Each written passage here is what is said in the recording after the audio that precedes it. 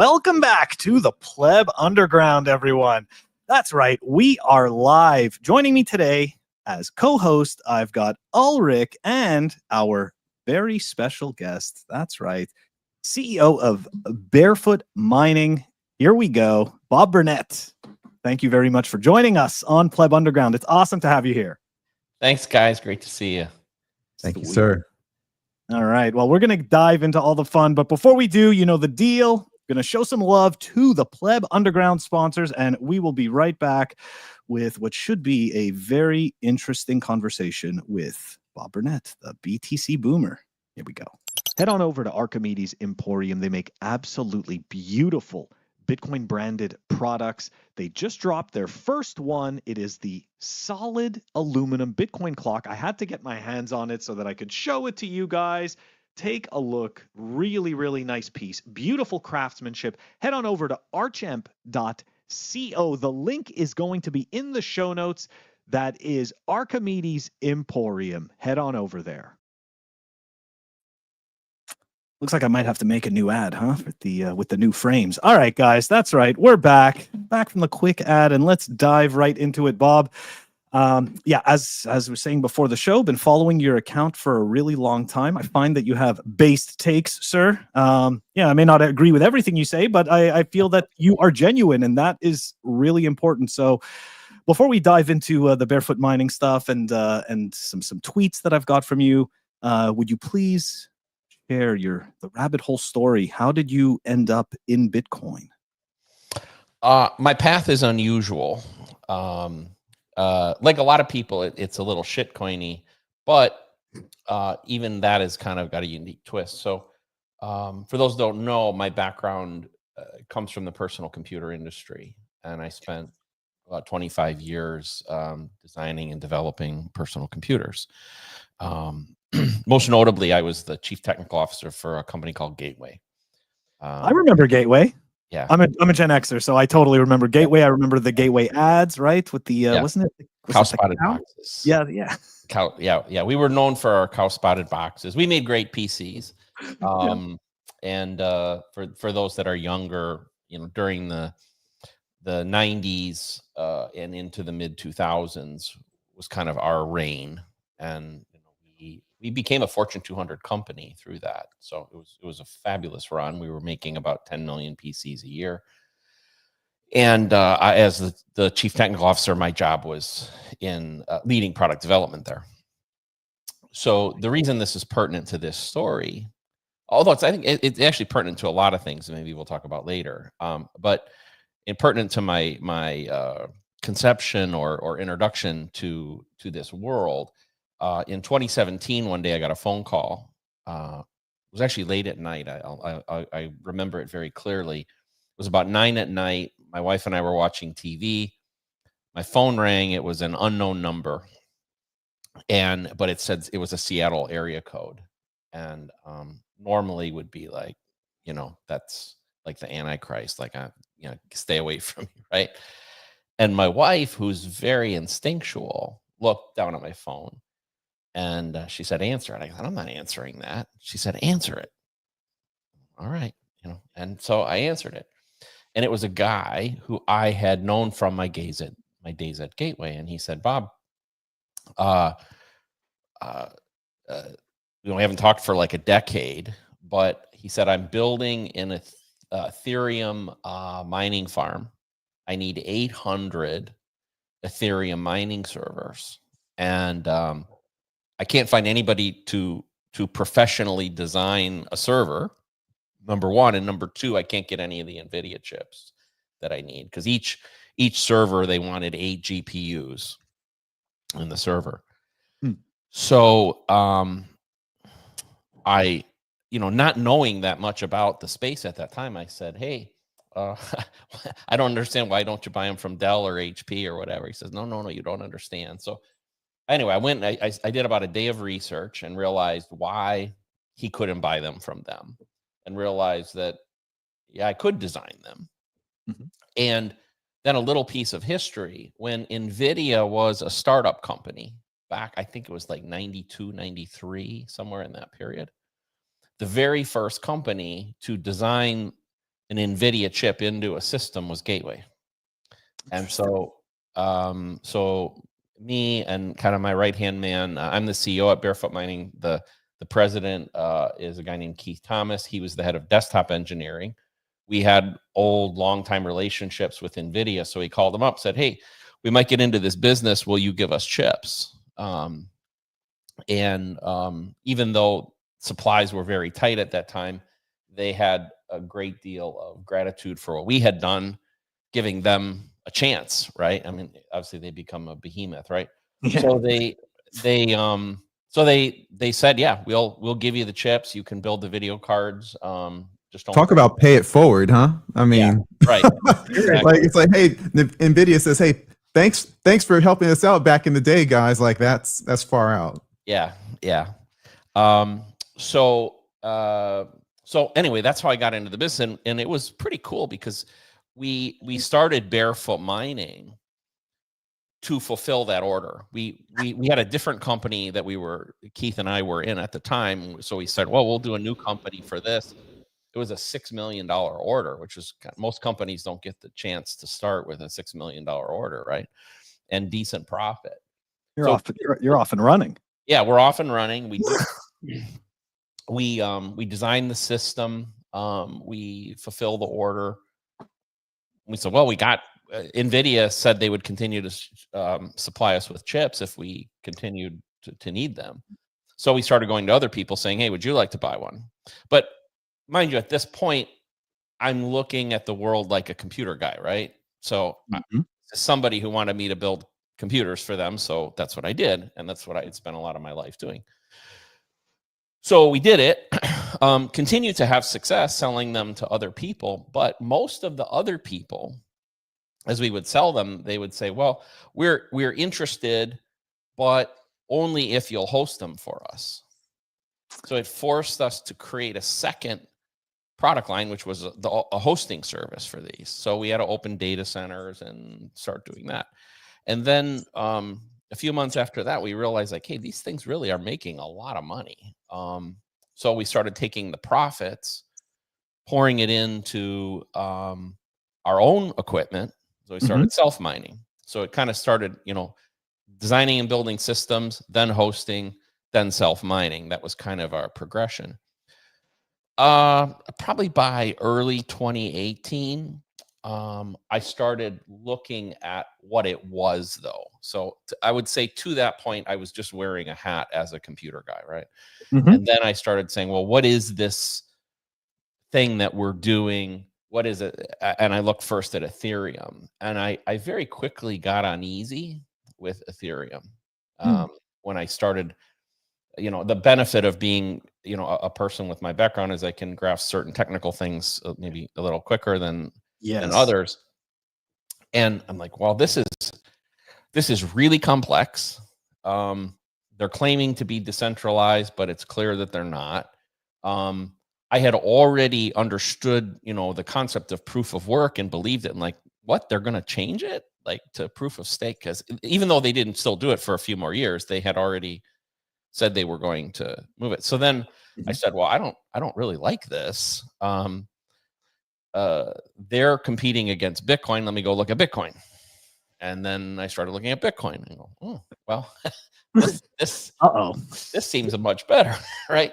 So we started pivoting the company away from Ethereum, and it took us a year or so to kind of purify ourselves. I think this would be an interesting point to cut you off real quick, because I want to ask, and maybe just for education purpose, when you understood that change, or when they announced that change that Ethereum was going from proof of work to proof of stake, what does that do to the investment, to the capital investment that your company had in proof of work, artifacts and in miners and GPUs? Does that say, hey, you're done? Like, can you repurpose them to benefit in a proof of stake environment? Like, how did they expect you guys to react to that? And how could you and stay profitable?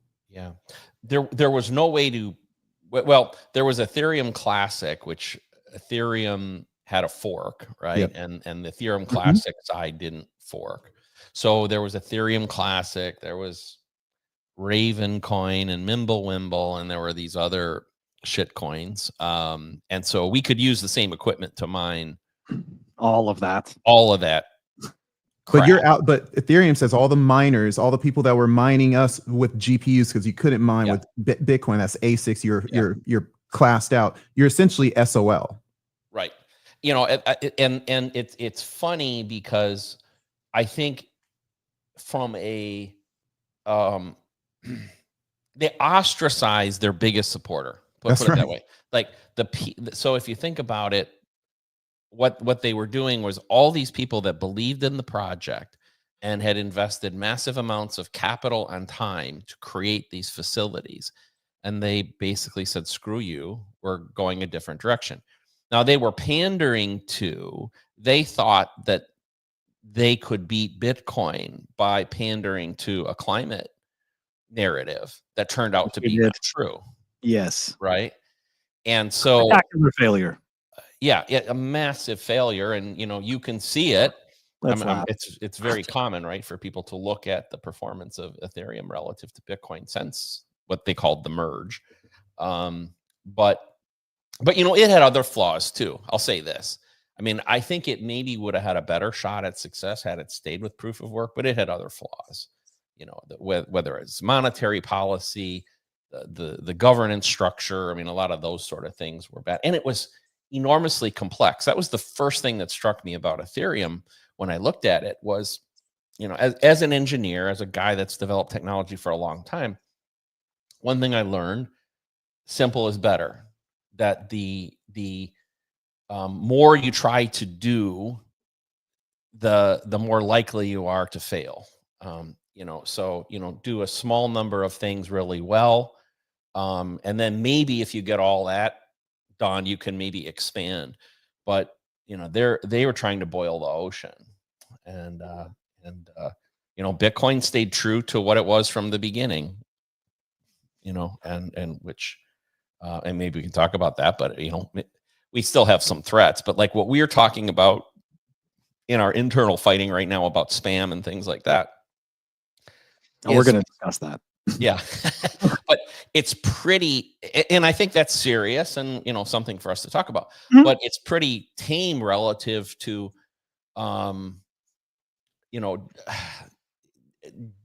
DeFi versus we're trying to be the world's computer. We're trying to like those are like massively different arguments and levels of complexity. So, yeah. So let me ask you this, because is Barefoot mining now? Do you mine exclusively Bitcoin only, or are you still mining shitcoins? No, we've been, what I would say, we've purified ourselves. You've purged. I think it's you went from the merge to the purge. That's what you're right. saying. See, this is what they're talking about when Vitalik was showing that ridiculous roadmap 4 years ago. That's what they meant. Now we see it's all coming together. Yeah, but that's I think in terms of probably approaching 6 to 6.5 years, something like that we've been pure. Nice. So, nice. Well, look, I definitely appreciate it, and I think that barefoot mining is going to come up again in the conversation when we talk about some op return stuff, and we talk about the biggest biggest problem facing Bitcoin right now. Some people, everybody argues what the biggest problem is, but I think it might be miner centralization. Anyways, we'll see. We're going to talk about that, but for the moment, let's dive into. We're going to dive into your the first tweet here that I'd like to show. Okay. From Bob. Here we go. All right. So, of course, we have a lot of opinions about the Bitcoin conference and the changing landscape of Bitcoin socially. I don't want to say the word community because I might catch on fire or something like that, or the stream may just suddenly end. So I'll use other words. So here we go, Bob. Your main takeaway from Bitcoin 2025 is that the suits have arrived. This is an inflection point in Bitcoin's maturity. Bitcoin cannot fulfill its destiny as the world's base monetary system without the suits, but get ready because they will play by different rules. And I am very curious what you mean by that, because I do have a background trading in equities when it comes as an amateur trader, right? I've done this since I was like 21 years old or something. And, without doxing my age, I'm over 45. So, I mean, I do have somewhat of an understanding of the way that TradFi, at least from a retail perspective, what ends up happening. But what exactly do you mean by they're going to play by different rules? Yeah, great question. Let me even define suits first of all. Oh yeah, please, yeah. Let's define the suit coiners, because I think certainly, as you call it, TradFi, the TradFi and the banking world are part of the suits, but they're not the only suits. The suits includes government and bureaucrats, but it also includes traditional corporate guys. Like I was a C-suite executive in a Fortune 200 company, okay, a publicly traded company, and I understand the mentality of people from that perspective. So suits is all of those things kind of blended together, and interestingly, I think they're all arriving like simultaneously. And there are, and I'll say this, like we were talking about my journey and my history. Like if we were back in 2019 or 2020, and I do a lot of public speaking and all that, like I have to say that the pace with which the suits have arrived has shocked me. Like I did not expect them to be here this quickly. I knew that they had to come eventually, but I didn't think they would be here this fast. So that's kind of interesting that you say that, because I remember the 2017-2018 cycle, and one of the big narratives was that the suits have arrived, right? That essentially the institutions, specifically the word that was used in 2017, 2018, we weren't talking about suits, we were talking about institutions. And it was, the whole big narrative was the institutions are here. But yet here we are in 2025, right?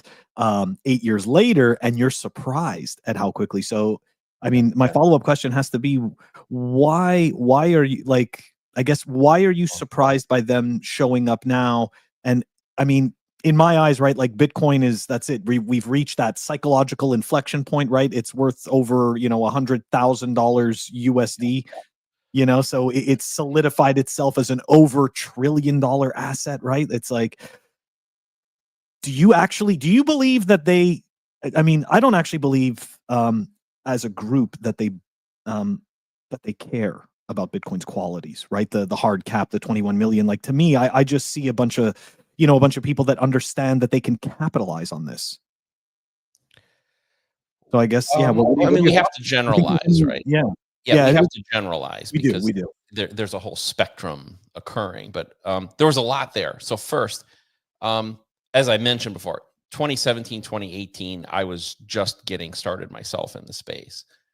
I will say this though, that the institutions even then, like when I look back at it, like there was nobody like seriously really playing like that. There may have been the perception. We could talk, and part of this, I don't want to go too down a rabbit hole, so I'll come back to this later. But part of it is, I think, it's the perception of the people involved at Bitcoin at the time about what is a suit is maybe different than what I would call the suits. So maybe I should explain that. So I think if you look at the classic cypherpunk, the classic libertarian, kind of person who was a big part of the community in the, let's say those early days, to them a suit, I think, is almost like anybody outside of their own sphere, like anybody that's coming with kind of normie. A normie, somebody coming from existing money. It could be a guy that runs a 32-person accounting firm in Birmingham, Alabama, is a suit to them. Yes. Okay. A family office, if you will. Yeah, family office, which we did see in 2017, 2018. There was a lot of conversation of family offices starting back then. But if you come out of Wall Street, if you come out of the Fortune 200 like I did, something like that, that's not a suit. Like they may wear a suit, but they're not big business. They are different, right? So anyway, I think that's part of when I make my comment, I think it's important to define suit. So I'm saying the biggest, most powerful organizations in the world, in the fiat world, at least, like BlackRock. Certainly, it's like BlackRock, yeah, right. BlackRock, JP Morgan, like these, as you mentioned, governments, right? Yep.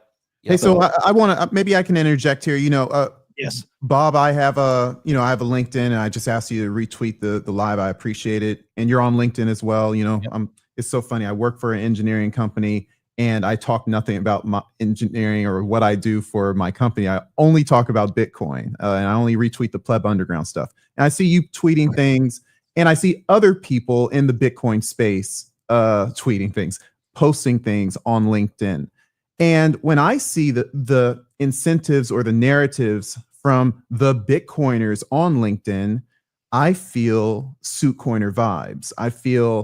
It feels very salesy. It feels very capitalize on volatility now, capitalize on a Bitcoin treasury. And very little of it talks about why Bitcoin came about in the first place and what Bitcoin intends to do to the fiat experiment. There's a lot of massaging the narrative to support a quick commission or a quick sale to a family office, to a big business, to a high net worth individual. Do you notice that lacking of foundational Bitcoin principles on LinkedIn at all? And do you see it seeping into other social platforms for the narrative of what Bitcoin is for the world and for the future? Holistically, yes, I would agree with your statement, but it's not a true, kind of that same thing I said before. It's not a truism across the spectrum. There are in my discussions a fairly large number of people representing suits, in other words, representing big organizations and big money, who do get it fairly well. When I say get it, I mean the core principles, right? They do get it.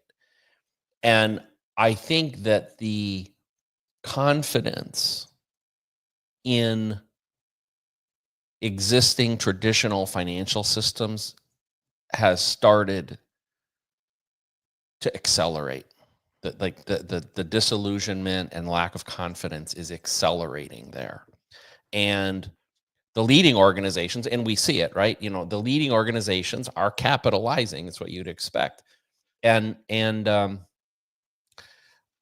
this actually might be a good time. Like, one of the things I think that's important to think about is there is a classic technology adoption curve.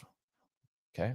And for those who haven't seen it before, I wish I could throw the visual up, but it's kind of a bell curve.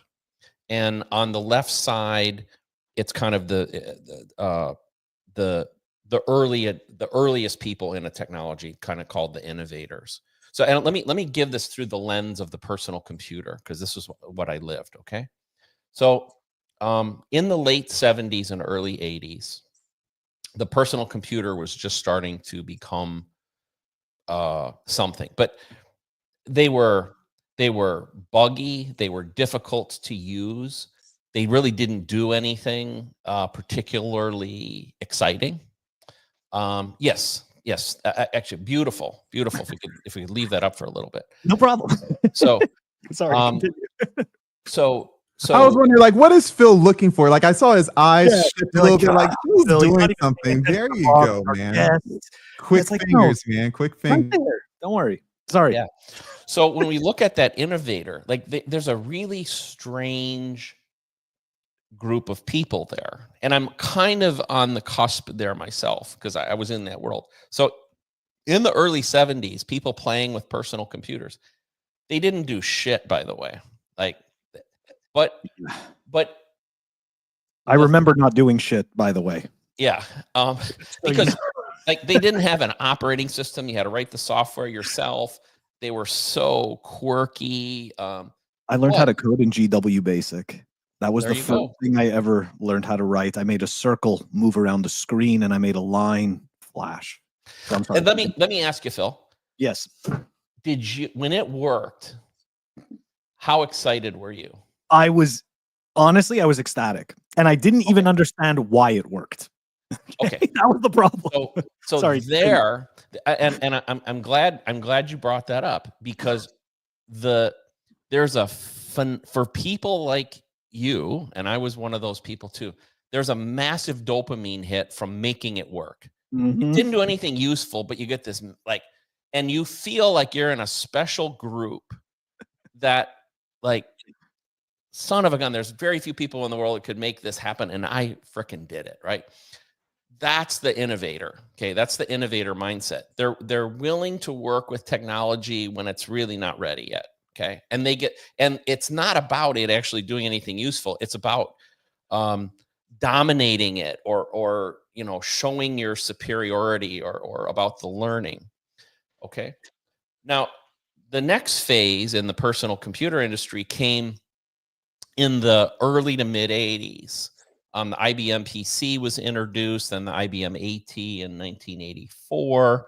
The Apple products were kind of getting a little more, and they started doing something, not super useful, but they started doing something. Basic word processing. There was like a program called VisiCalc, which was the predecessor to Excel. Like, you could do some basic shit. Yeah. Still kind of buggy. But the early adopters, like from your chart, like they require that. Like they're willing to be pioneers. They're willing to work on shit, but it still kind of has to do something useful. They'll deal with a blue screen or, whatever. Did you have a comment, Phil? Look like you were. Yeah, I have a question for you. Have you ever heard the saying, early adopters will be severely punished? Absolutely. And okay. They will. Yeah, no. They will. Yeah. Okay, I'm sorry. Continue. Yeah, because that's exactly what you're describing, right? And this is exactly the feeling that I had myself, right? Like you're just dealing with, in my eyes, I'm sorry, it's just problem after problem after problem. But I get it. It's the hunchback and the soldier, right? The question mark, the exclamation point, that sequence. Sorry, continue.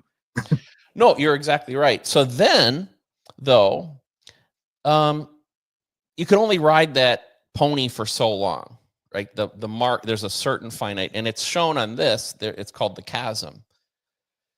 And in the world of the personal computer, the chasm could not be crossed until the late 80s, early 90s, when Windows came out. So Windows 3.0 and ultimately Windows 3.1 for those older. That happened, and it created this leap in functionality and usability that allowed this next group to come in. And you'll see that we're getting into that early majority. But so many technologies never crossed the chasm. 3D printing has never crossed the chasm. The Segway has never crossed the chasm. There's lots of things that get stuck. And what happens is the personality type and the requirements of the users change. So the later early adopters, that second red group, like they demand it do something useful. They're willing to pay a premium. They're willing to be the first to pay, but it's got to do something useful. At some point, you get enough early adopters. The early majority are just that. I mean, you can see it's kind of the biggest group of people. Yeah. They buy based on the recommendations of the early adopters. So you must satisfy the early adopters.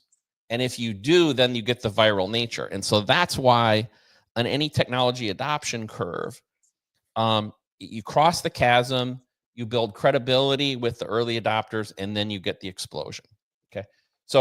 And what happened in the personal computer industry, again, for those historians, we hit Windows 95 Pentium processors. We had AOL and connectivity start to happen, and that blew us through, right? And so I don't want to take all of our time today on this, but you're a special guest. but it's if you think about it, so the You're muted. This is another tangent. I warned you guys, I'm very subject to tangents. Okay, we're gonna switch gears soon, so don't worry. We're gonna let you, but we want you to finish the thought. I'll say one last thing because we're talking personal computer here. Yeah. For my generation, the personal computer was a revolution on par with what we're trying to do with Bitcoin. I'll try to relate it back to Bitcoin. Yeah. And it was the decentralization of computing. And so prior to that, what we had a world where if you wanted to run software, you needed permission from a third party. Just like you need permission from a bank, you needed to go to the head of IT, you needed to go to the the head of the computing center at your university, whatever it was, and you needed to request time, and you need to tell them what you were going to do and how long you needed to be there and all that. The personal computer broke that mold, and it decentralized computing and brought that to the masses. That led to the decentralization of information through the internet, and now that's leading to the decentralization of money. But in other words, they build on each other, right? That when I look at Bitcoin and I look at my journey through first the personal computer and then the internet, but especially the personal computer because I was so intimately involved with it, I look at that as just a real blessing to have been involved in kind of three different things that probably, they're once in a millennia kind of things that have happened back to back to back. And I'm the right age, had the right profession, was in the right places to be part of three of them. Hey, Bob, we're getting a question here from ACP. So he wants to know, where is Bitcoin adoption using this graphic? Early adopter. So I guess he's asking, like, where do you think we are right now? We're trying to cross the chasm.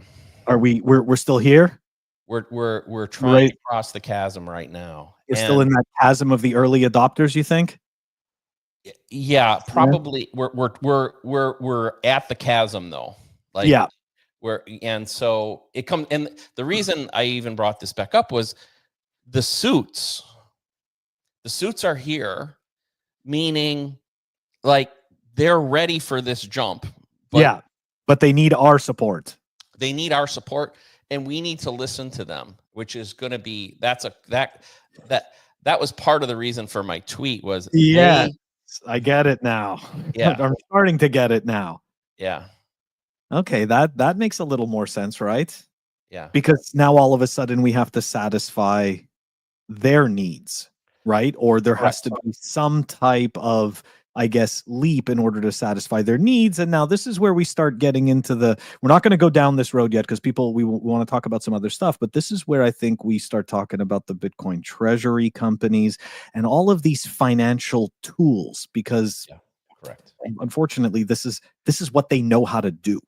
Right? Like this is what, and when I say they, I'm talking about Wall Street, right? If I have to give and then in Wall Street, there's a whole bunch of individuals. Yeah. So, yeah. And I think there's a cognitive disconnect that I see from, like the real, not all, I'm not stereotyping, but many people in the very early days, because they come from the mindset we talked about. Remember that innovator mindset? They come from the innovator mindset, or they're the libertarian mindset. They don't like the suits.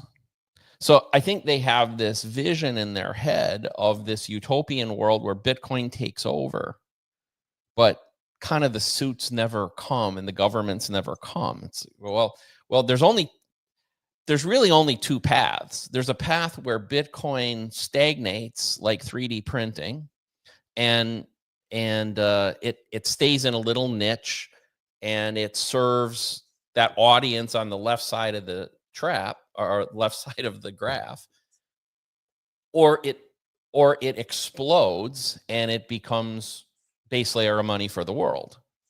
And if it becomes base layer of money for the world, we have to solve the problems of the suits. It's the only way they direct their money and their energy and their resources to it.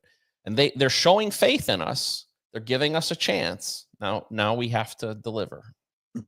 This is kind of the other side of hyper Bitcoinization that people don't necessarily want to admit, right? Like, and this kind of goes back to the whole, Bitcoin is for enemies is kind of like a very big meme that contains a lot, right? And of course, right, enemies in my eyes is just, it's just it's a simple word for saying, people that I don't necessarily agree with, right? Like that's pretty much what that is, because there's obviously a sliding scale to that.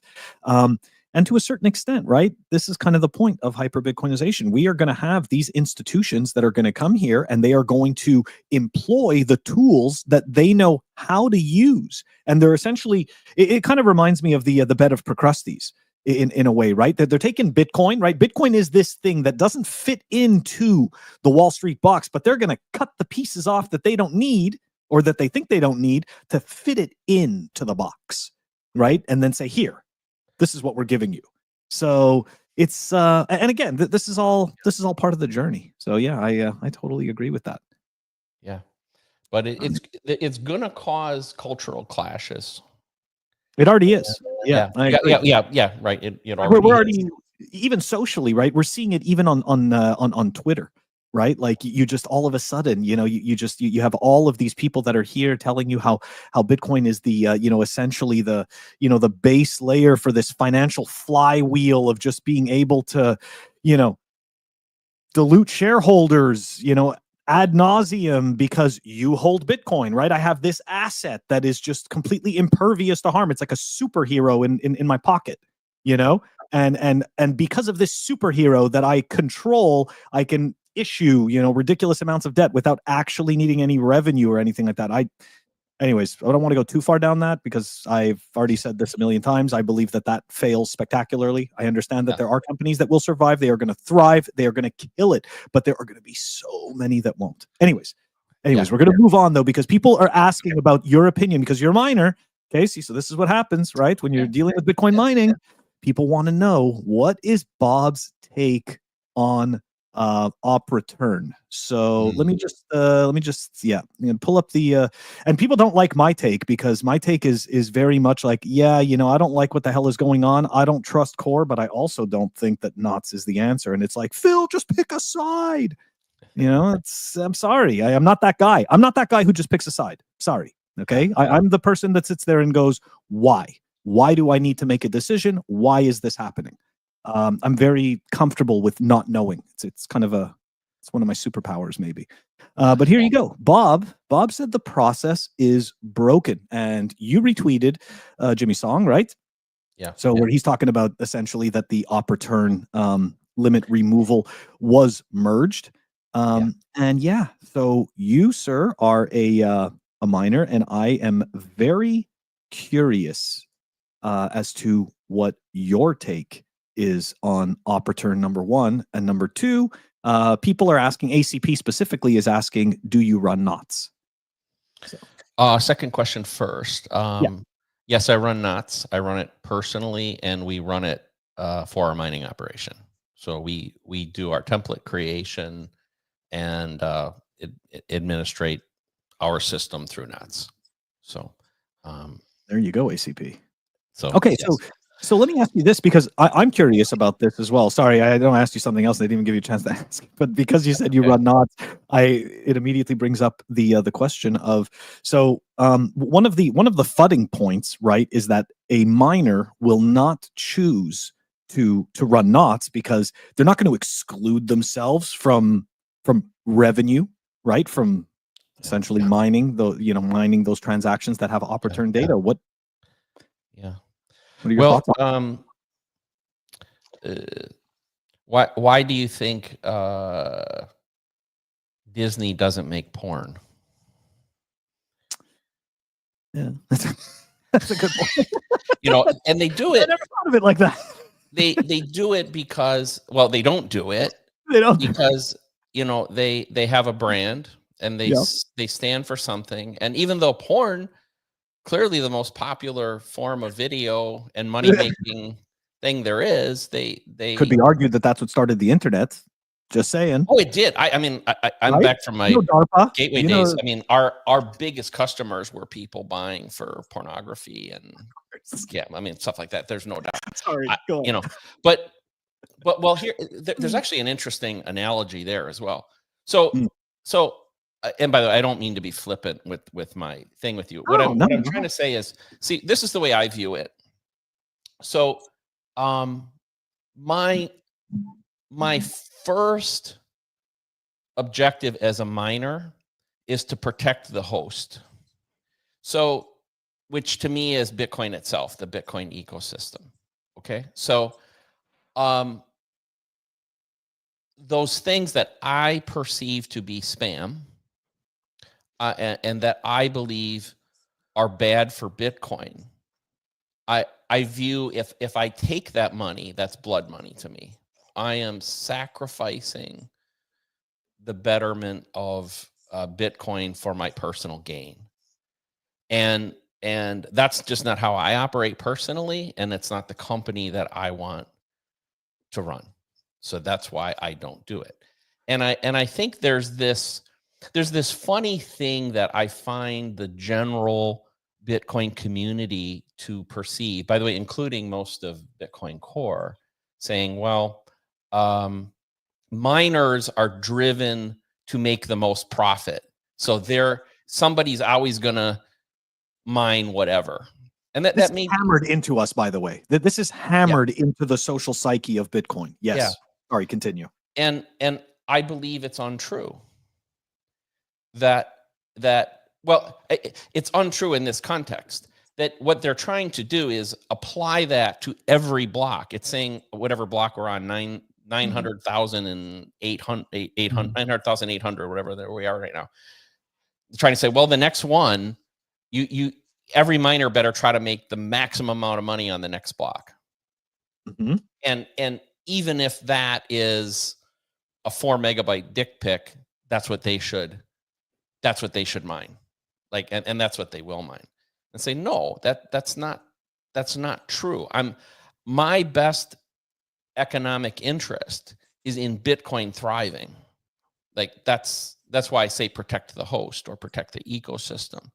So am I economically incented? Of course.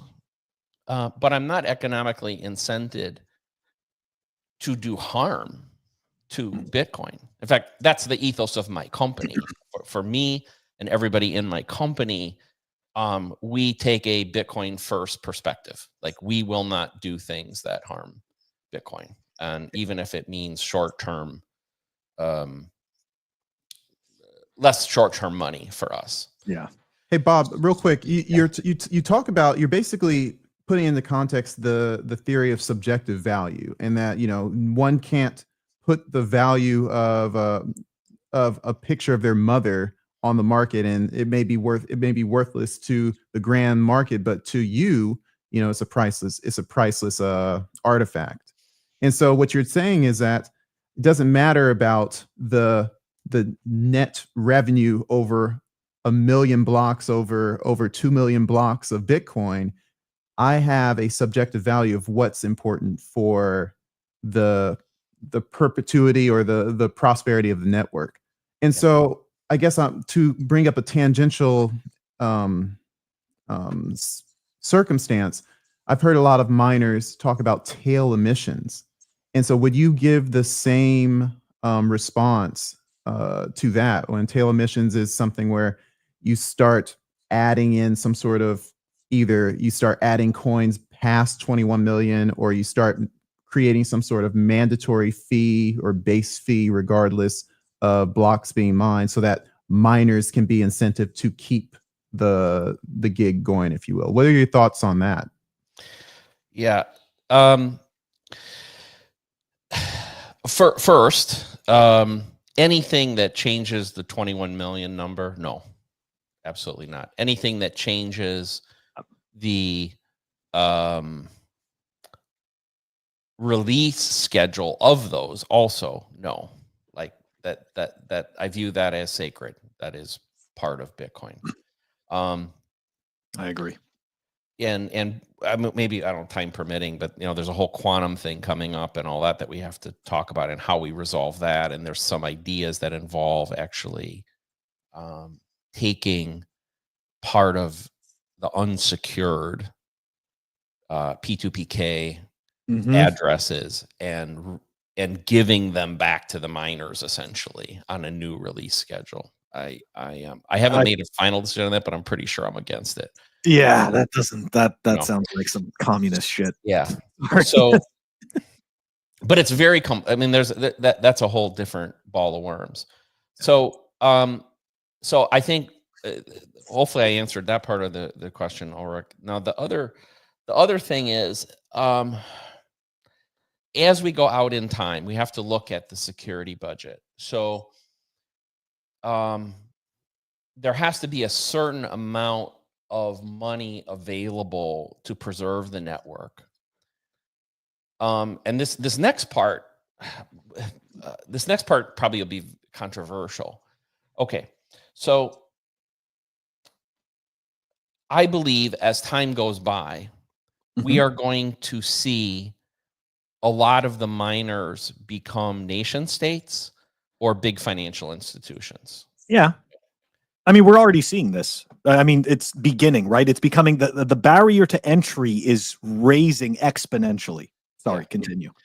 No, I agree. And one of the things I've said, I've given some speeches at some different events in the last year, and one of the things I've said is, if I'll use Israel as an example, very pertinent for today, right?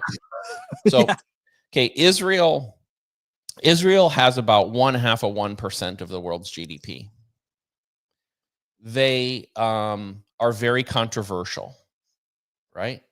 And at any one point in time, it's certainly, if I was the prime minister, if I was Netanyahu, I could say, well, I could easily see Israel being kicked out, just like we kicked Russia out of the SWIFT system when they invaded Ukraine. I could see a similar action being taken place against Israel at some point.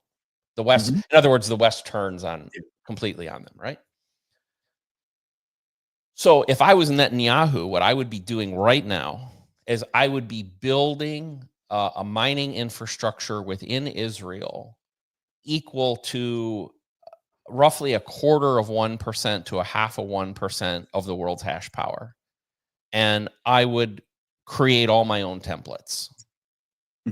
I would either be a solo miner, you could use Datum, you could use, I'm not here to, I am on the board of directors at Ocean, so I should say that just in case anybody, but no, I like to be really transparent with people. I'm not saying this to promote Ocean. But what I want to say is, yes, now if Israel does that, let's say it's 0.25% of the world's hash power. Okay, they will statistically win 2 to 3 blocks per week at that rate. Okay, and even in the case of being kicked out of all the Western, out of SWIFT, out of I don't know, there's a whole litany of these different networks and alliances. Networks and alliances. They're going to have like 10,000 transactions they can do with anybody in the world that nobody can stop. It lets them sell shit, buy shit. Their economic sovereignty is completely tied to that. Now, if they are in that position, what I think would happen if we play that out, well, I think we would say is, well, okay, they're mining, they're winning a couple blocks a week. Under normal circumstances, they probably behave kind of like other miners. But in a situation where they're threatened, they will have a completely different block template creation mechanism, right? The block template creation mechanism is, I don't give a shit if somebody wants to pay $1 million for a dick pic. I have a transaction that's going to buy enough wheat from Ukraine to feed my people for a month. So economic value and economic incentive becomes different. That's my point, is that if you, so we have a flaw, and this even comes back to where I said the suits are coming and the rules will change. Okay. So here's the world that I think Core has, and I think most Bitcoiners have, of the way transaction selection happens and block template creation occurs. Okay. And it's this. I'll use a metaphor. So let's say the three of us decide we're going to have a weekend in Vegas. 3 weeks, we're going to go to Vegas. Okay. We're going to party. Okay, great. Are we going to just all go to the airport on the day of the trip and see what plane seats are available and how much we're going to pay? No. Are we going to fly there and see what hotel rooms are available and how much? No, we're going to plan. Oh, right. We're going to plan and make a frame. Yeah. Like a template. Well, Bitcoin today is like us planning a Vegas trip that way. So if you're a company, if you're a country, if you're a suit, and you're trying to now migrate your company, at least in part, to a Bitcoin standard, can you deal with a situation where you are going to just, when you need Bitcoin transactions, you're just going to see what happens? Like, can I get in? How much is it going to be? Of course not. Well, I've had a dispute with Core, and they didn't like what I said, but when I talked to them about this reality, they said, well, no, if what you do is you start creating a mechanism for these organizations to pre-buy block space or reserve block space, or that's a centralization factor. That's going to be an issue. But what I'm saying is, well, no, that's the way the world has to work. Like we can't do that. Actually, I should stop there. I've talked for quite a bit. Let you guys react to that. I mean, we think we know what Bitcoin is, right now. And it's like, it's such a, I mean, we saw the adoption curve. Like we're still in the development phase, and how game theory plays out, we think it's just kind of like generic stuff where it's like, oh, look, the money is going to die. You can either kill Bitcoin or you can be a part of it. Well, what does it mean to actually become a part of it? When you realize you can't kill it, you're going to join it. But how do you join it with all the resources that you have, with all the rules that are actually a part of Bitcoin that people haven't figured out how they really flesh out in this game theory perspective? And you're creating a scenario where all of these major participants in the future world have an incentive. And look, when it boils down to it, I got to get this transaction put through, virtue signaling aside, subjective value aside. It's all about objective value. It's all about feeding my people, Maslow's hierarchy of needs. And it goes back to what Phil said and what people have been saying forever. Bitcoin is the money for enemies. How do you fit? How does everyone fit into that future world, knowing the rules that are put in place? And people are going to be in denial, but you kind of have to be ready for this future that doesn't look at all like our current state. Yes, I agree with that, Ulrich, and I also think that to assume that economic incentive can be reduced to the block reward, right, is a big mistake. That that it oversimplifies things. it way oversimplifies Yeah, it. yeah. I think, but I think you said it, Phil, earlier, that there's this belief, I think, that's almost been pounded into people. Oh, Like, yeah. oh, there's this perfect, beautiful economic incentive balance, and but no, it's not going to be that way. It already is not that way, but it really will become apparent later when block space is more crowded, when the suits are here, when there's a lot more economic activity occurring on it. And because if Bank of America is a miner, so imagine that, like, but it's not a huge stretch, right? No. But I looked it up. I believe I read their financial statement right. Last year, their IT budget was $11 billion. Mm-hmm. The entire Bitcoin mining industry, the security budget was 14 billion. So for Bank of America, just one organization, and well, we won't go into that, but they're in a position where if they allocated a few hundred million of the 11 billion, they now have a meaningful mining operation.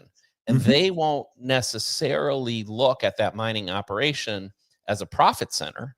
They will look at it as part of the service portfolio. Like if they don't process Bitcoin transactions, if they can't guarantee their high net worth customers, their corporate customers, access to block space, then they'll probably lose those customers They're because going to go somebody else somewhere will. else. That's right.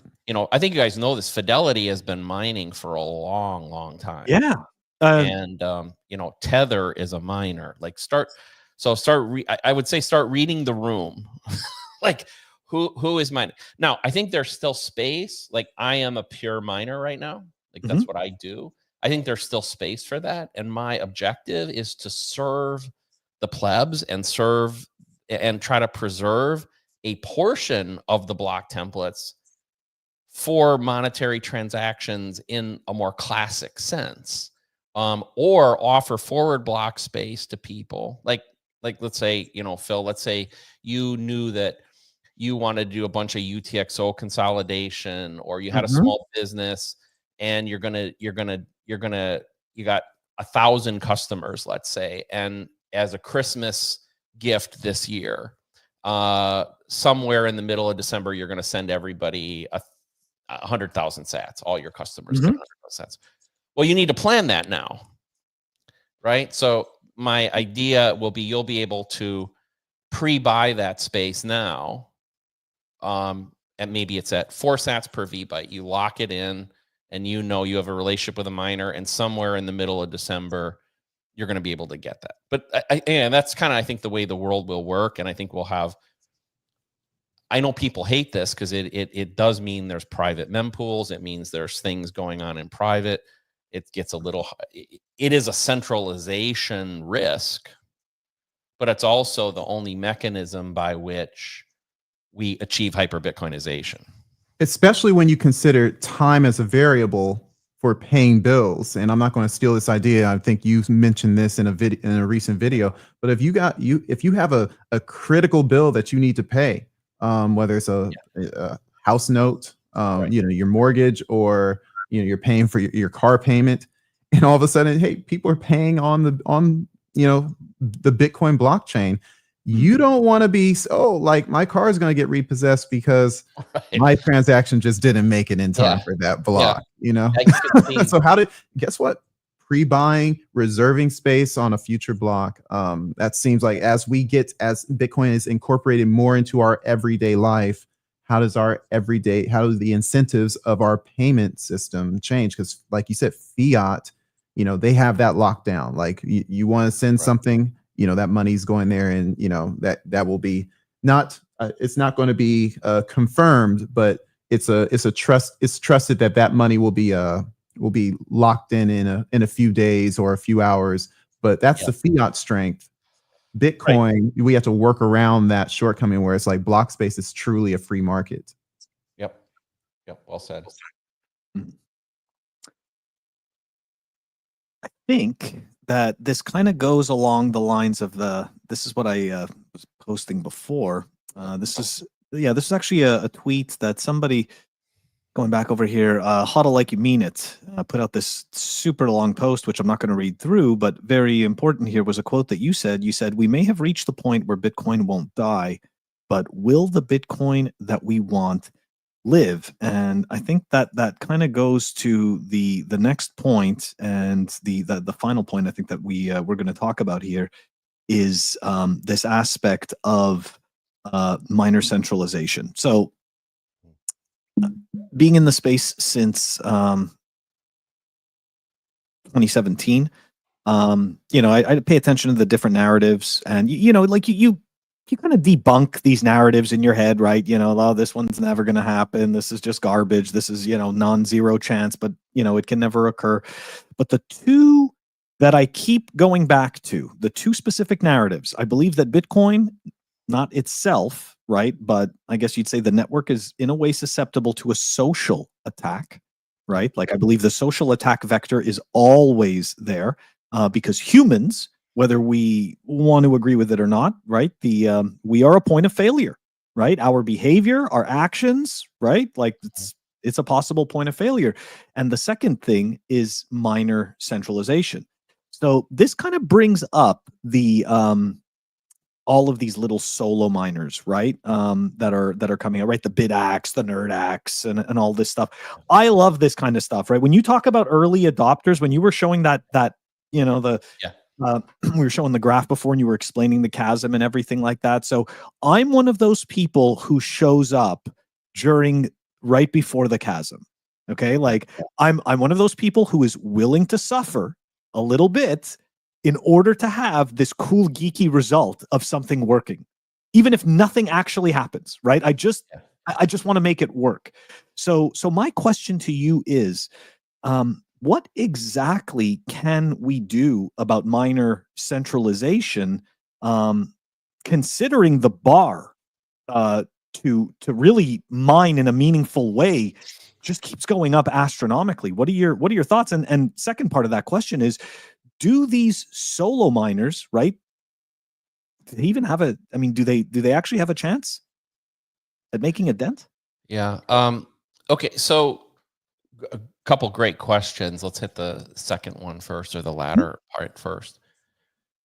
In its present format, the BitAxes and like those sort of things, the 1 terahash per second kind of units, they're not meaningful mathematically. By that I mean, like they don't make, obviously the people running them don't make money, but and they don't make a difference collectively, even in the size of the network. However,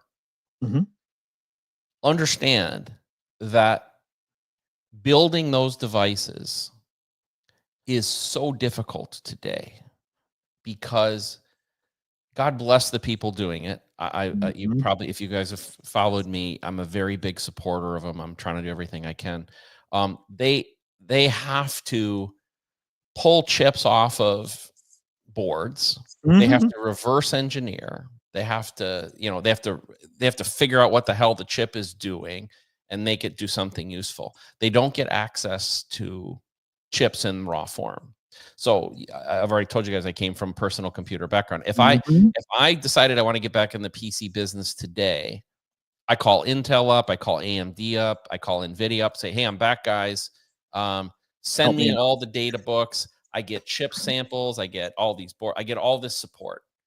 Bitmain, and I'm not saying Bitcoin Maine is obligated to do this, but Bitmain and MicroBT and these companies, they do not support these efforts. They don't like them. They're not supportive of them. Yeah.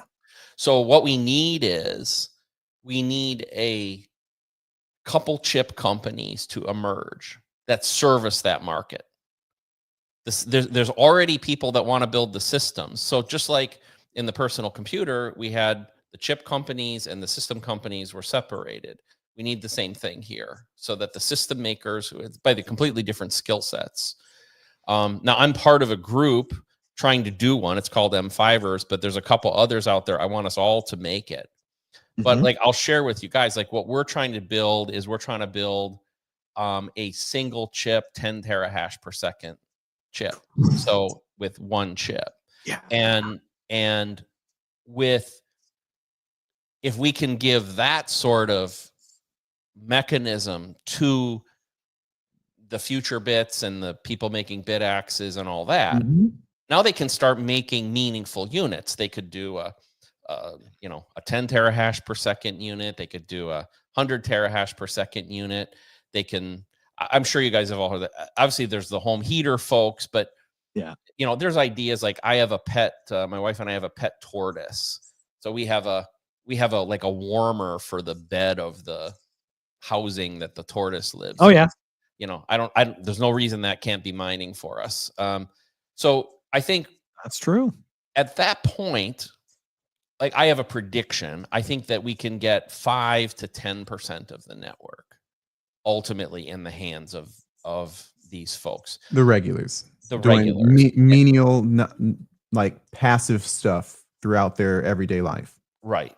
And by provide, and it's meaningful, and it won't overwhelm the pubcos or something like that, but it is meaningful. They will win blocks every day. They won't make a bunch of money, but I don't think they'll lose a bunch of money either. Like it'll be kind of and then when you put in the economics of like, hey, I'm already paying for a tortoise bed I'm paying for the electricity there. I mean, maybe I make a little bit, maybe I lose a little bit. I don't care. Dual purpose for this, for a potential lotto ticket. Right. So I think that that will help. I think the other, but we also just talked about, we are going to see like the nation states come in. We are going to see the big financial institutions come in.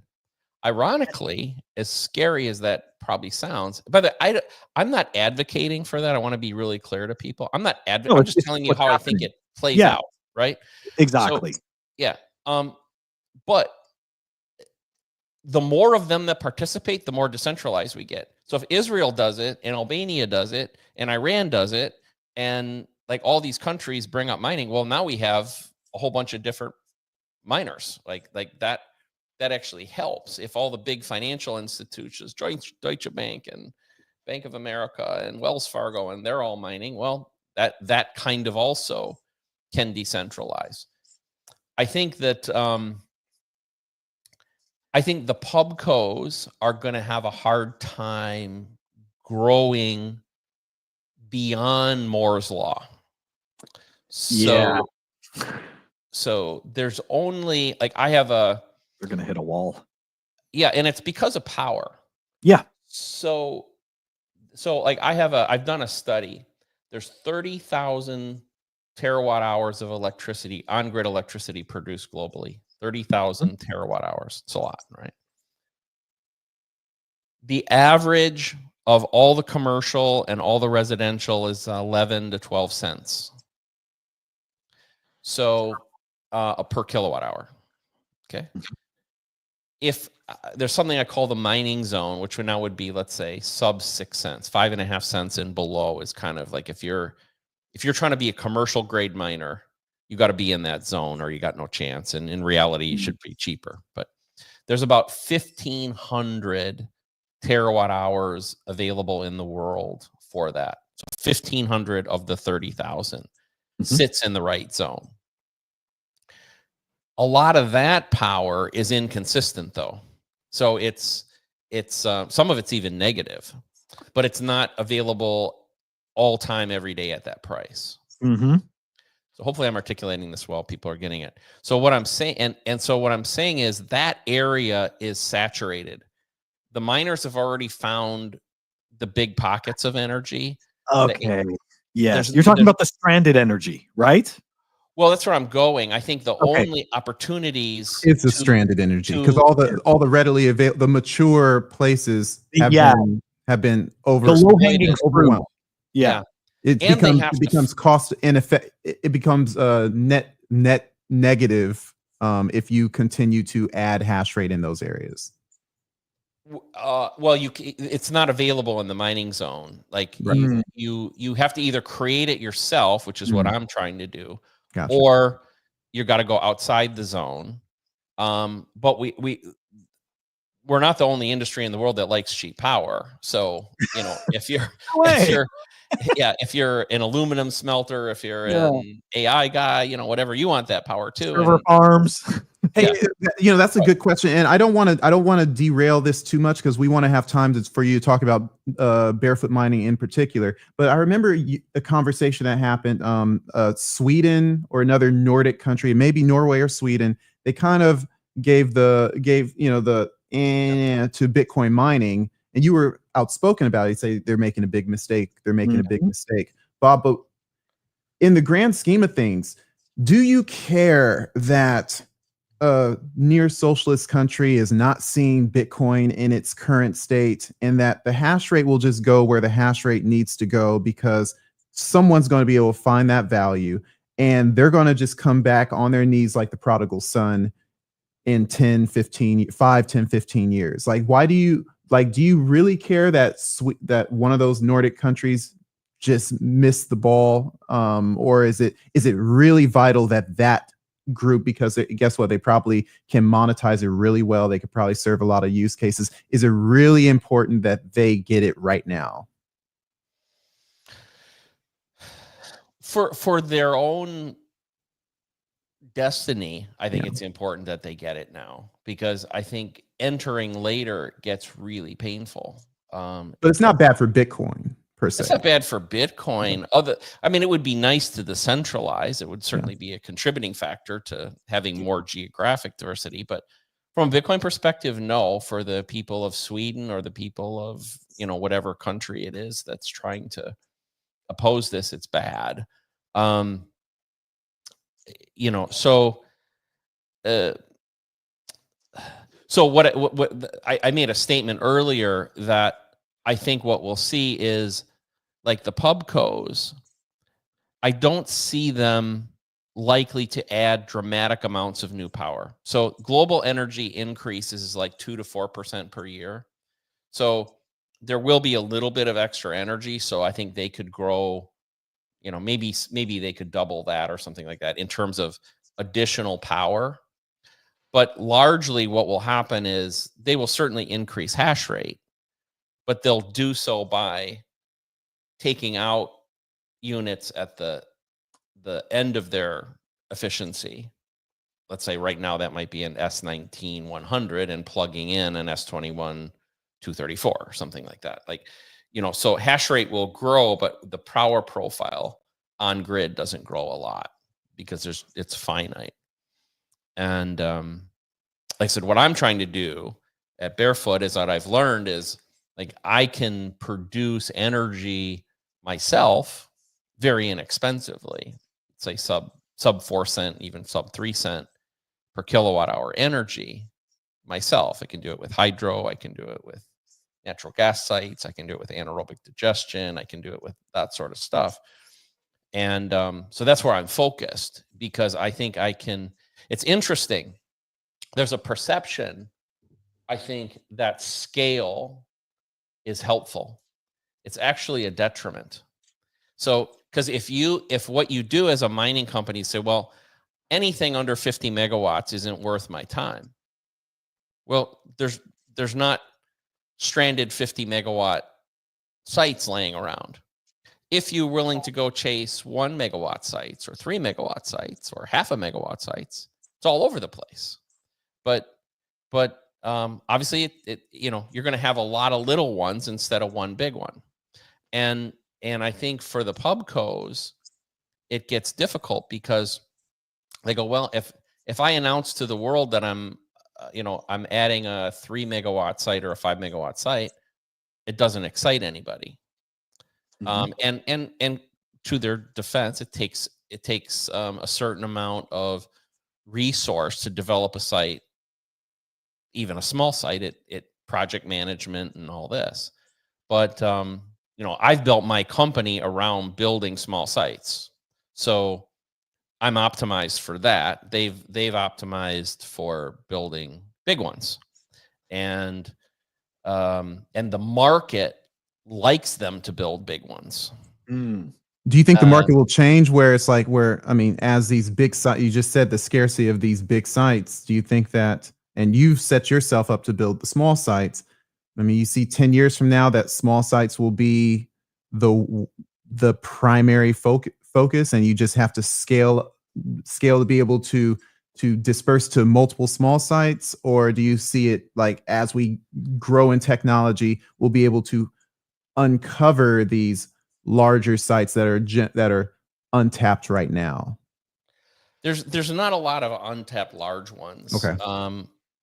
The exception would be if you get into really sketchy jurisdictions. Mm. So if you want to go to Ethiopia, and are you willing to do a $250 million project in Ethiopia? In Ethiopia, where it's civil war or something, and all of a sudden that place just gets ransacked, so, right? There is swaths of power there. And it's kind of funny because, like, I've talked to the folks in Ethiopia. I've seriously considered it. And would I put a 1 or 2 megawatt thing there that maybe costs, like, I'm being very crude, but a megawatt with reasonably high-end miners, just for people's terms, it's $1 million a megawatt. Okay, just rough number. Okay, so would I go there? Maybe I'd throw $1 million there, right? Especially if I'm a bigger company, it gets even easier. Like, what do I do $1 million there? But that doesn't move the needle. It only moves the needle and excites shareholders and changes shareholder value if I put a big number in. But if I put a big number in, now I'm really screwed, right? Or not say screwed, but I'm way out on the risk curve. You put yourself in the position to be screwed. Yes. Yeah. I also kind of wonder. You're talking about putting these mining facilities in Ethiopia and stuff like that. I'm just thinking, I never really hear, and I don't know if this is actually a concern, but just in terms of criminals, right? Criminals possibly breaking into the facilities, stealing the miners, trying to repurpose them, right? Use them themselves. Like, you know what I mean?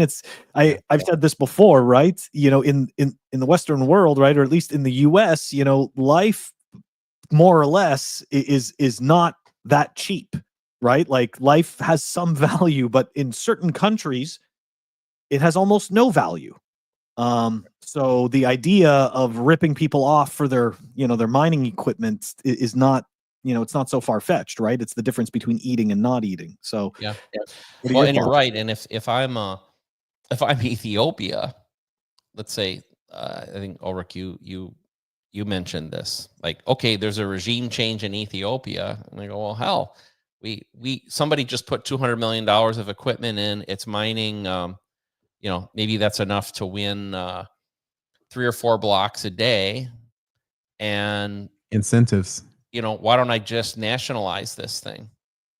Just say, okay, so it's a state actor who says, well, now I'm going to generate this income, and I create block templates, and I have all this capability. And it's the way the Bitcoin network is. If that's North Korea or whatever, I mean, we don't have any way of changing it. One of the predictions I've made is we're going to see a lot more. Like, if you look at mempool, we're going to see a lot more unknown blocks come with time. I'm okay with that. Yeah. Oh, I'm okay too. I'm just saying, I think we're used to seeing Foundry, Antpool, Ocean, whatever, Spider Pool, whatever. And that's cool. And I think we all get excited, when whatever pool we're associated with, or like if we're with Ocean, like I am, I can actually, if I want, I can put my own name in there. Like, so like there'll be some barefoot mining blocks that I don't put all of them in, but sometimes I put them in, and it's really fun. But I think over time it'll become more and more unknown. And like, I think Russia is mining a lot already. Now, I think a lot of that is done at the private level, not at the nation state level, but I'm pretty confident they'll get more involved. Which is decentralization and money for your enemies, essentially. So it is, it fits that very well, the decentralization. But it just, I guess it's just kind of funny. I think it goes against I'll go back to that thing, the early people, the innovators, the very Mhm. early days. So they're like, that's why I made that quote. Like, it may not be the Bitcoin that you like. Bitcoin will exist, but it may not be the Bitcoin you thought was going to happen or the Bitcoin you like, because it, who's involved, and I think it also presents all these things that we've talked about present, I think, an interesting issue for core. So as we talk about policy change, as we talk about consensus change, things like that, who it affects and how it affects them becomes a lot more difficult to discern. So I think my perception is, having been involved a little bit with the community, or trying to be, frankly, is that they have a preconceived view of the world. Like Phil, you're the one that brought it up. Like, everybody just takes it for granted. I think that the mining incentives work a certain way, and I think they're talking only to the people who do share the same view. But as the mining network gets bigger and bigger, and we may not know who more and more of those people are, or organizations are, then it gets harder to say that that's really the way it works. Yeah, exactly. Right. Like, it's easy to make those generalizations, but at the same time, we do have to recognize that we are all individuals, and individuals will follow their incentives, right? There's some people, even though they may have, all of us have a combination of there's variances of, we'll say selfish motivations, altruistic motivations, moralistic, motivations. Like, there's all these different pieces, right? And a person rationalizes or comes up with whatever reasoning it is for them to behave or to act, right, in a certain way based on what they believe is their incentive and their desires. So yeah, to your point, there is a lot of nuance in it. I'm hoping that there's enough nuance, right, that that Bitcoin can obviously continue to flourish, right? And the other piece that I wanted to say about that as well is that I also feel as though, depending on the social narrative, that there's this kind of underhanded separation that is, and I'm talking about in terms of mental concepts, right? There's the Bitcoin network, and there's Bitcoin the asset, and I feel as though there's kind of this, and I'm not saying it's for nefarious reasons or anything like that. Just it just so happens that it's happening, right? Where you see Wall Street embracing Bitcoin the asset. Yes. Right. But then you see these other companies, right? Even companies such as yourself, right? In my eyes, you are embracing Bitcoin, the network, which also includes the asset. So I know I'm creating this separation as well, but in my eyes, they don't see Bitcoin, the network. And when I say they, I'm talking about Wall Street. I'm talking about the BlackRocks of the world. I don't think they give a shit. Well, I'm glad you said this, because I have no objection to anybody at a personal level, or even companies that are building treasuries, or countries building strategic reserves, or like those sort of things. But I think, interestingly, I think the power of the network creates the value in the asset. And totally agreed.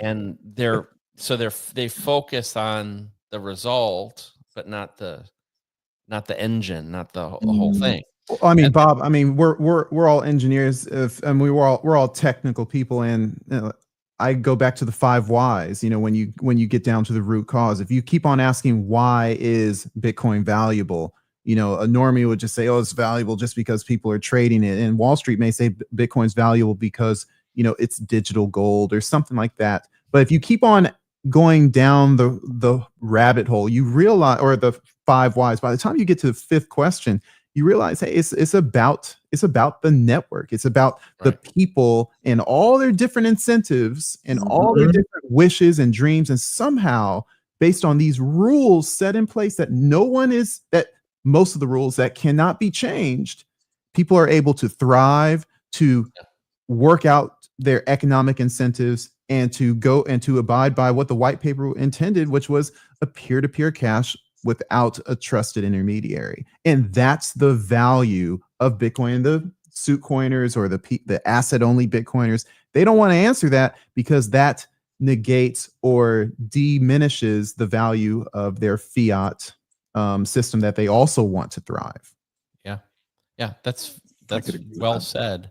I think always people go back. There's battles, right? It goes even back to the block size wars and all that, and the BSVers and the Bcashers and all that about what's Satoshi's vision, blah, blah, blah. But I think what you just laid out, Ulrich, is that in the first sentence of the white paper, first sentence of the abstract, it says peer-to-peer, right?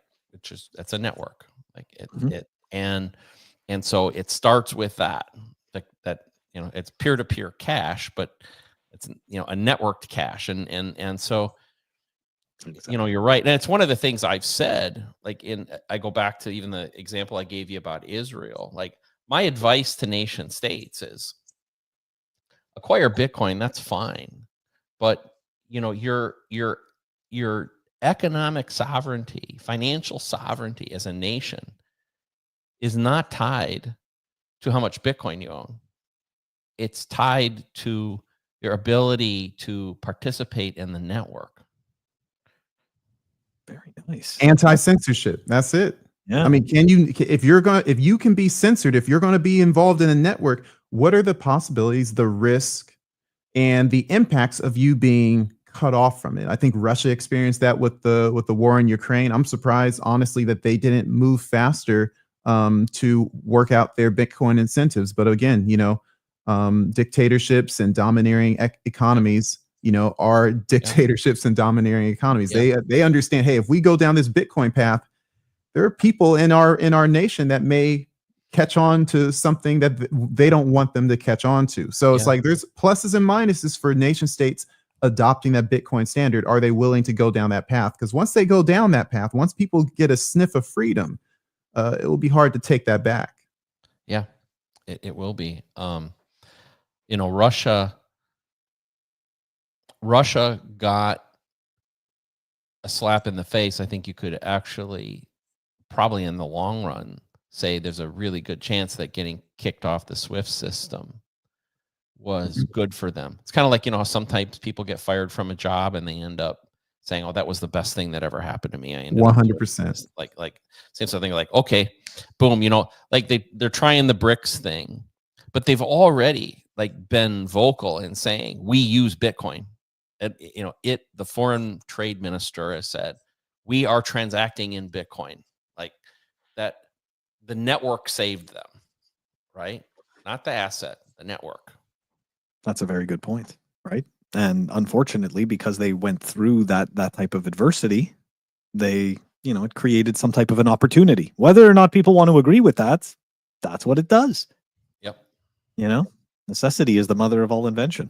So Amen you to get that. kicked out of a system, you better figure out a way, to do transactions. That's right. Yeah. Yeah, people are starving if you don't. So so that's why I've said it publicly a few times. Like, I think it will go down as one of the worst moves in U.S. political history by the Biden administration to do that, because I think they really demonstrated their inability to think at second and third order effects. And Five whys. Theory there. The other way, Did anybody play video games in that administration? Does anybody understand game theory? I don't even think you had to play video games for that. You could have gotten away with it with Monopoly or something. Like, they should have figured that. Well, what it is was a complete lack of respect for Bitcoin and a belief that they had a monopoly with the SWIFT system, and that it would they fueled it, like they put fuel on the fire of Bitcoin, and they also sent a message to, God only knows how many other countries are in the world now, 230 other countries, whatever. We can do this to you. We can do this to you. So even if you are, that's why I gave the Israel example. Are you in good graces with the U.S.? Probably today, but that could what change happens next month if Trump gets tired of them. Yeah. And the other thing is, I think in Bitcoin mining, like someone, one of, I think it was Ulrich, you brought up the example of Sweden or one of the Mhm. Nordic countries. It was one of them, yeah. You know, if you don't start mining now, could you mine in the future? Sure, but you have to play this catch-up game So to get an exponential. appreciable. And I just, you know, I Yes. would say, geez, you know, if you wait 10 or 15 years, how far behind are you? I mean, you know, it may be too late. You know, Right. I think the time to catch up becomes exponential, right? It's like compound interest in a way. right. You know, Yeah. it's the same type of thing, right? Those effects are compounding. And then eventually the runway is just so long that you are not going to You'll catch up never catch up. unless you have insane amounts of resources. And it's kind of funny. We're gonna actually wrap up the show, but it kind of makes me think of how people think that Michael Saylor is so far ahead with his 500,000 Bitcoin, right, in MicroStrategy. And it's like, no, there's no way these other companies with only 40K Bitcoin can catch up. It's like, yeah, but in that game, it's not the same thing.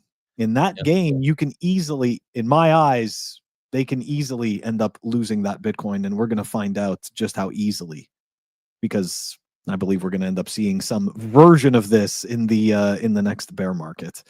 Anyways, Bob, we are going to wrap up, give you some time back. We thank you so much for joining us, man. This has been an absolutely awesome conversation.